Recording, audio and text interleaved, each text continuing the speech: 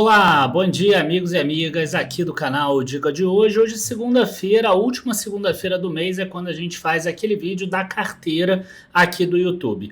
É importante sempre a gente relembrar alguns pontos que são importantes, que essa não é uma carteira de recomendação, é uma carteira que mostra, na verdade, como é importante você ter paciência e que mostra aquele lema nosso, construir leva tempo.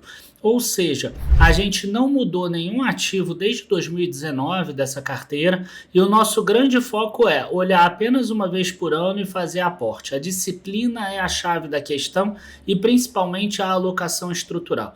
Então, só para vocês terem uma ideia, a carteira começou ali com R$100 mil em novembro de 2006, ela recebe aporte de R$2.000 a cada mês. Até hoje, ela já recebeu uns 273 mil de aporte, ela já teve de rendimentos, dividendos mais valorização, uns 280 mil mais ou menos. Hoje ela já ultrapassa os 550 mil reais, mostrando que mais importante do que escolher bons ativos, mais importante do que escolher o timing certo, afinal, são as mesmas ações de 2019, já teve problema de Covid, já teve problema de alta de juros, de queda de juros, já teve um monte de coisa, os ativos continuam os mesmos, já teve ativo que entrou em recuperação judicial e continua na carteira, e mesmo assim ela continua andando e andando muito bem, principalmente em relação ao Ibovespa. Então, esse é o grande objetivo, tá? E aí, a gente logo depois da vinheta já começa. Enquanto isso, curtam o vídeo, se inscrevam no canal e comentem lá embaixo se vocês gostam dessa série ou não. A gente já começa.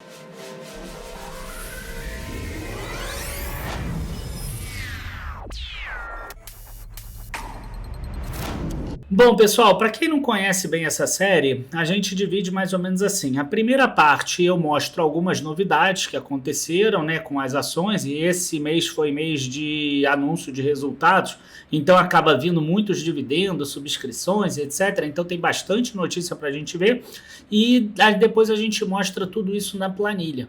A planilha ela é exclusiva para quem é assinante nosso do Dicações ou do Combo Ações Mais FIIs.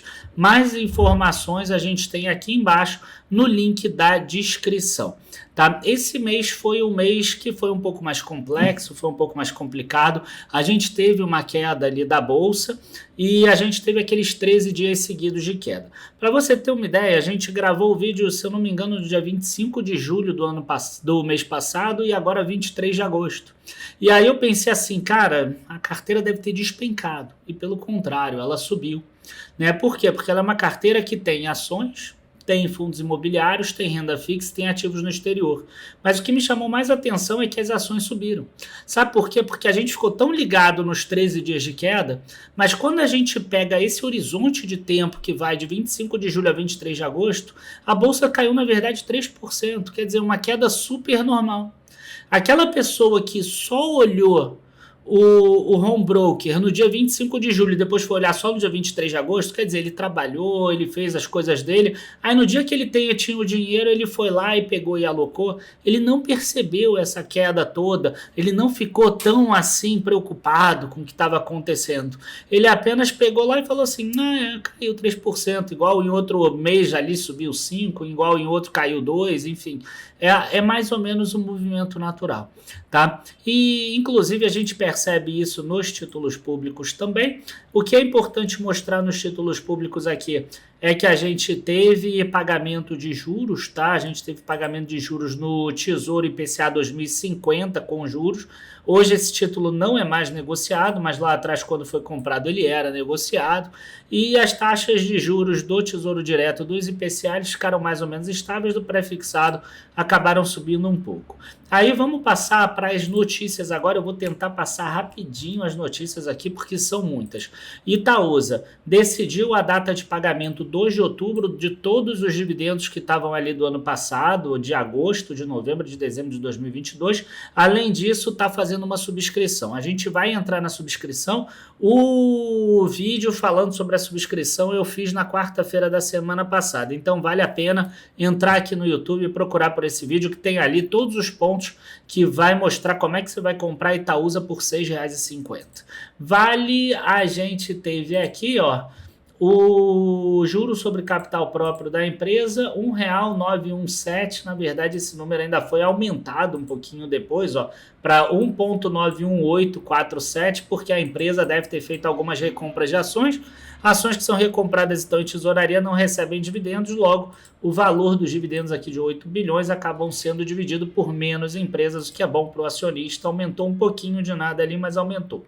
Né? Aqui a gente vê também que teve um fundo lá dos Estados Unidos que reduziu um pouco a exposição em Vale. A Alupar, a gente vê que na reunião do Conselho de Administração foi deliberado e aprovado aqui o pagamento de dividendos intercalares, tá, no valor de 36 milhões, 12 centavos por unit, 16 de agosto a data base, 17 de agosto a data ex. Ainda não tem data para ser pago exata, mas aqui diz que os dividendos intercalares serão pagos em parcela única em até 60 dias a contar da presente data. E a presente data era 9 de agosto. Então eu coloquei ali na planilha 9 de outubro. Aí a gente vai para a Klabin. Klabin também anunciou dividendos menores do que no trimestre passado, mas a gente vê aqui 4,8 centavos mais ou menos por ação. A gente tem a KLBN4. Esses valores já foram pagos nesse mês, no dia 15 de agosto de 2023. Aí a gente passa para Petrobras aqui. Petrobras também anunciou dividendos aqui, R$ 1,14. 57 centavos vão ser pagos dia 21 de novembro, 57 centavos vão ser pagos 15 de dezembro, para você ver como esse mês foi bom para a gente, né? Como é que esse mês a gente conseguiu dinheiro aqui com os nossos ativos, muitos dividendos pingando na conta. E para ainda colocar mais aqui, ó, Banco do Brasil. Banco do Brasil, dividendo aqui que vai ser pago no dia 30 de setembro. 14 centavos de dividendo, 65 centavos de juros sobre capital próprio. Já está ex, dia 21 de agosto, assim como a Petrobras já está ex também, se eu não me engano, dia 22 de agosto. E para terminar aqui, uma notícia de fundos imobiliários. Começou o direito de preferência do GGRC11, o valor é de R$ 115,50 por cada cota, e já somando a taxa de distribuição são 114 mais 1,50, e você vai entender agora por que a gente não vai realizar subscrição dentro aqui da nossa planilha, tá? E por que a gente não vai fazer isso? É porque o GGRC é ruim? Não. É porque eu estou desconfiado? Não. Como eu falei, essa carteira aqui do YouTube, ela não está preocupada em analisar ativos, ela está preocupada com a gestão, tá? Inclusive, eu já deixei empresa igual a Saraiva em recuperação judicial continuar na carteira para mostrar que se você errar uma vez ou outra, não tem problema nenhum, tá? Então, olha só o que a gente tem aqui. Vamos pegar aqui a carteira e vamos pegar valores aqui. Embora eu já tenha feito o aporte desse mês nesses números, a gente vai ver que esses aqui são os fundos imobiliários, GGRC, VRTA, LZR e OJP. Os dois fundos que têm menor quantidade, e tinham menos ainda, porque a gente aportou nesses dois nesse mês, são 26 mil aqui, 26 mil aqui. Estava 24 mil aqui e 22 mil aqui. O GGRC está com 28 mil. Então a gente opta por não investir nele. Claro que o preço influencia também. Hoje está 117,38, a emissão é 115,50, a diferença é pequena. Se a emissão fosse a R$100, por exemplo, que a diferença fosse enorme, é claro que valeria a pena eu vender algumas cotas e fazer a emissão. Mas com essa diferençazinha tão pequenininha, não faz diferença e a gente não vai fazer esse movimento porque a gente perde renda de 1 ou 2 meses. Tá? Então, não faz sentido. E, na verdade, se ele tivesse abaixo do valor, né, se o volume dele, se o valor dele fosse menor aqui no total, tipo, se o GGRC tivesse com 20 mil aqui, 19 mil, com certeza a gente iria fazer a subscrição. Por quê? Porque aí valeria mais a pena do que comprar mercado. Mas uma vez que não era ele que estava pedindo a alocação, só se tivesse uma disparidade muito grande de preço, que não é o caso. Então, como não tem disparidade grande de preço, ele não é o menor na tabela, a gente aloca normal a valor de mercado nos dois que estão menores. E isso faz com que as nossas proporções fiquem parecidas aqui, né? Agora, assim como nas ações também, elas estão parecidas. Lembrando que empresa em recuperação judicial, a gente para de aportar, por isso que Saraiva hoje já não tem mais quase nada. ela era 2% no futuro. Hoje, se ela falir, não faz diferença nenhuma, a gente perde R$ 55 de uma carteira que já vale 554 mil, ou seja, não é nem 0,001%, então não importa. E a outra que está abaixo também é Ser Educacional, que a gente também não aporta quando a empresa para de pagar por mais de 12 meses de dividendos. E é o que está acontecendo aqui com a Ser Educacional. A gente está em agosto de 2023 e o último dividendo que ela pagou foi em dezembro de 2021. Então a gente também não aporta nela. São as duas que estão ali com maior diferença. Se Ser Educacional voltar a pagar dividendo, a gente vai botar ela como prioridade, não importa o preço que ela esteja. Agora, por que a gente aportou em fundos imobiliários? Porque a gente parte dessa alocação aqui. Então eu quero 58% em ações, 21% em fundos imobiliários, 7% internacional e 14% em renda fixa. Agora que eu já fiz a alocação, que eu já fiz o aporte desse mês todo em fundos imobiliários, ele aparece aqui acima do valor, tá? Mas, quer ver? Eu vou modificar um pouquinho aqui. Eu vou voltar aqui, ó, porque eu aloquei aqui e aloquei aqui, só para vocês verem como é que estava antes, ó, 22 mil e 24 mil, e aqui, ó, 20,35, ele era o que estava mais abaixo.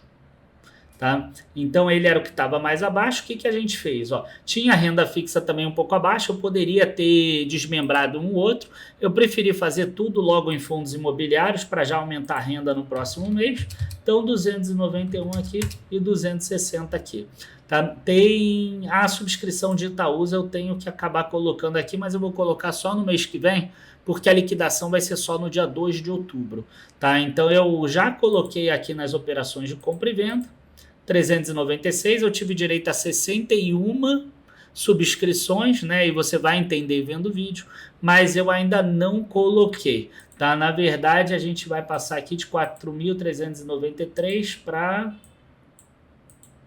esse número aqui, mais 61, vai para 4.454.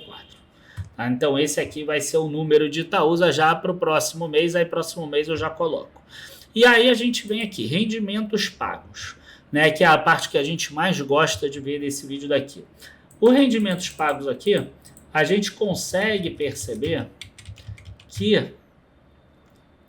a gente recebeu aqui 715 de Itaúsa, a gente recebeu 385 de Klabin, recebemos 1.136 de Petro do outro trimestre, não é desse, esse vai pagar em novembro e dezembro. Né? E a gente de Banco do Brasil recebeu 756. A gente teve 953 de FIIs, com uma queda grande aqui no VRTA e uma queda também no GGRC. No mês passado a gente tinha feito R$1.000, nesse mês a gente diminuiu um pouco para 953. E além disso a gente ainda teve um recebimento aqui de dividendo internacional e mais do IPCA 2050 com juros. Um ponto que eu sempre gosto de falar é o seguinte, um dos nossos grandes objetivos nessa carteira, já que a gente está muito mais preocupado com a alocação, com a gestão de ativos, do que com acertar o timing em si, são dois os grandes objetivos. Primeiro, a gente tem um patrimônio que cresce ao longo do tempo. E segundo, a gente tem uma renda que cresce também ao longo do tempo. Então agora a gente vai mostrar esses dois pontos acontecendo de fato. É claro que aqui, né, a gente já tem 7 anos de carteira, quase 7 anos, e nessa planilha aqui a gente tem desde janeiro de 2018.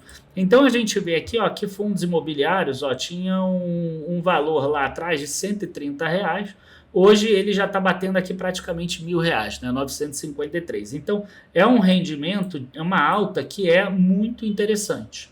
O total de rendimentos aqui, a gente tem um objetivo nesse ano de conseguir 8 meses acima de R$2.000.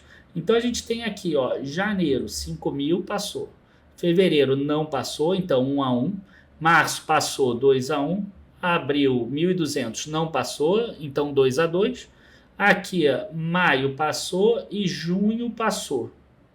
E agosto passou também. Então 5 a 2, mas julho não passou. 5 a 3.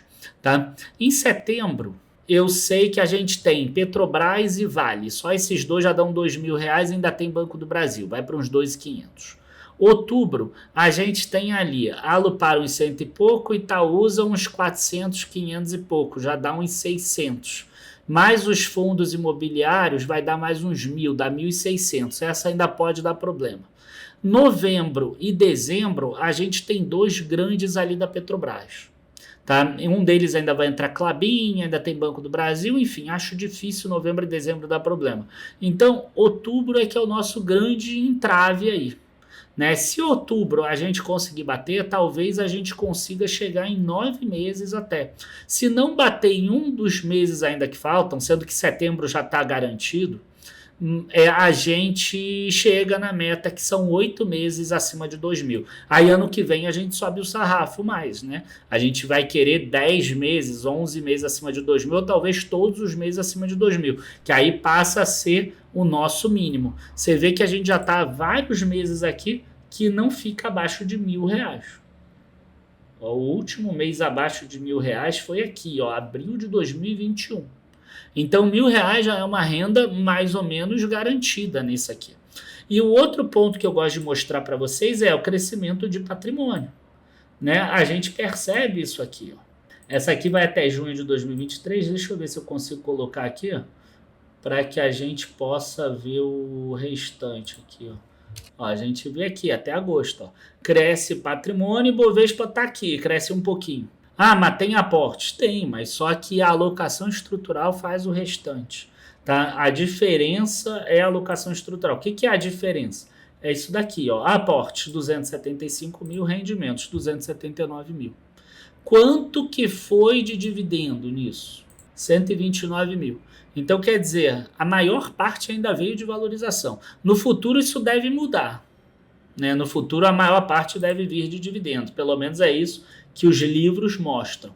Mas a gente mostra aqui que o que faz diferença realmente é você ter essa disciplina. É o tal do construir leva tempo. Então a gente vê que é isso daqui. Cara, é questão de tempo para chegar em 1 milhão. Eu acredito que mais 4, 5 anos a gente chega aqui em 1 milhão. Talvez antes, se a bolsa disparar, talvez um pouco depois, se tiver uma recessão qualquer no Brasil que tem uma queda forte, mas é mais ou menos por aí. De 3 a 7 anos a gente deve chegar em R$1 milhão nessa carteira e depois não para, né? Depois vai para 2, aí vai demorar menos tempo. Né? Esse primeiro milhão demorou 11, 12 anos, segundo milhão já vai demorar 6, 7. Depois o terceiro vai demorar 4. Depois o outro vai demorar 3. Depois vai ter um momento que a pessoa vai ganhando 1 milhão por ano. Entendeu? Então, é esse que é o grande ponto do investimento. Ele demora no início, ele é um saco no início. Mas depois você vê a coisa acontecendo. Para isso você precisa de quê? Disciplina, paciência e aporte. E a maioria das pessoas não tem. Então, esse é o meu ponto de hoje aqui. Eu espero que vocês tenham gostado desse vídeo. Mais um vídeo. Quem quiser ver todos os vídeos dessa série, tem uma série chamada Andamento da Carteira, que pelos meus cálculos aí já deve ter mais de 80 vídeos, desde 2016, quando eu nem aparecia na tela, que eu não gostava de aparecer, e gravado com aquelas câmeras horríveis de início de canal, com som ruim também, que saía da câmera, até hoje em dia. Abraços, bons investimentos e até a próxima. Tchau, tchau, pessoal.